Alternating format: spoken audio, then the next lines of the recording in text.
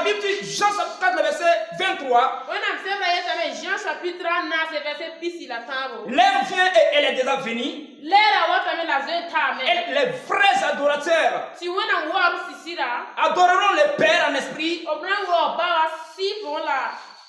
en vérité. Car ce sont là les vrais adorateurs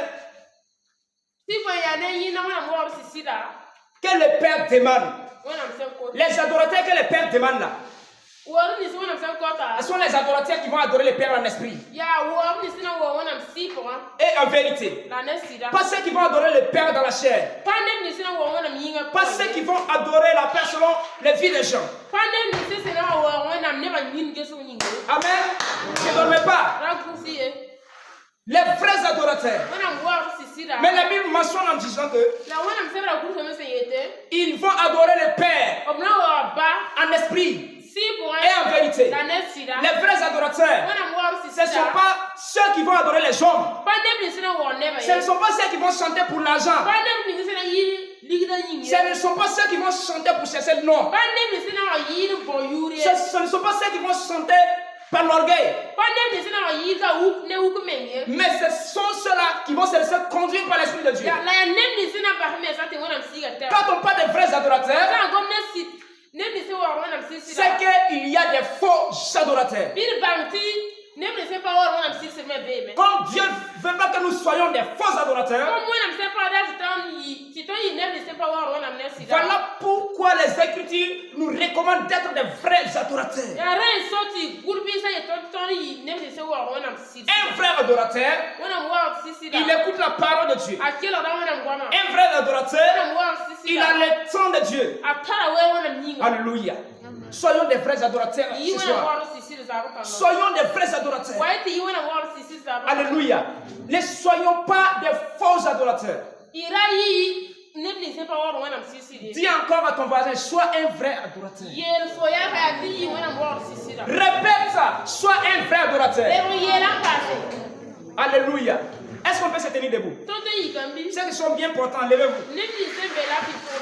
Amen. Nous voulons être des vrais adorateurs. Nous voulons être des vrais adorateurs qui vont adorer le Père en esprit et en vérité. Nous ne voulons pas être des faux adorateurs. Amen. Nous voulons être des vrais adorateurs. Parce que Dieu nous a choisis. Il nous a appelés d'être ces adorateurs qui vont l'adorer en esprit et en vérité. En esprit et en vérité. Dieu a dit dans sa parole, je suis un Dieu jaloux. Je ne donnerai pas ma gloire à un homme, ni une idole, ni une statue. Amen. Mais si nous voulons prendre la gloire de Dieu pour donner aux hommes, non. Quand il s'agit de l'adoration, il n'y a pas quelqu'un qui n'est pas concerné. S'il est l'heure de louer Dieu, que tu sois pasteur, que tu sois un diacre, que tu sois un vieux, que tu sois une vieille, que tu sois un enfant, tout le monde ensemble doit s'unir pour adorer le Père. David était un roi. Avec sa royauté, il s'est levé pour danser pour la gloire de Dieu. David avait son royaume. Avec son pouvoir, avec ses soldats, il s'est levé, il a dansé pour louer le Seigneur. Aujourd'hui même là, il y a des gens qui n'ont pas de pouvoir. S'ils ont 100 000 dans leur compte, ils ne respectent plus quelqu'un à l'église. Il y a d'autres là, quand ils gagnent 10 000 pour venir à l'église là. Ça démasse là, ça change. Aujourd'hui là, c'est moi qui vais payer les bisaps là.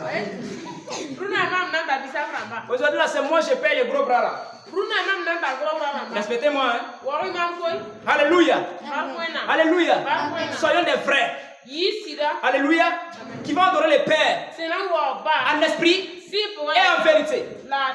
Parce que la Bible dit, le roi David dit, que tous ceux qui respirent louent l'Éternel. Tous ceux qui respirent, ils doivent adorer le Père. Mais David a encore dit, c'est un mort qui ne peut pas adorer le Seigneur. Si tu es mort, c'est fini. Mais si tu vis, même si tu es couché, tu ne peux pas te lever. Dieu dit c'est une obligation pour toi de l'adorer. Mais si on ne veut pas que Dieu se lève contre nous, on ne peut pas prendre l'adoration de Dieu pour adorer un homme. Amen. On doit se connecter à l'Éternel. Amen. C'est un des vrais adorateurs.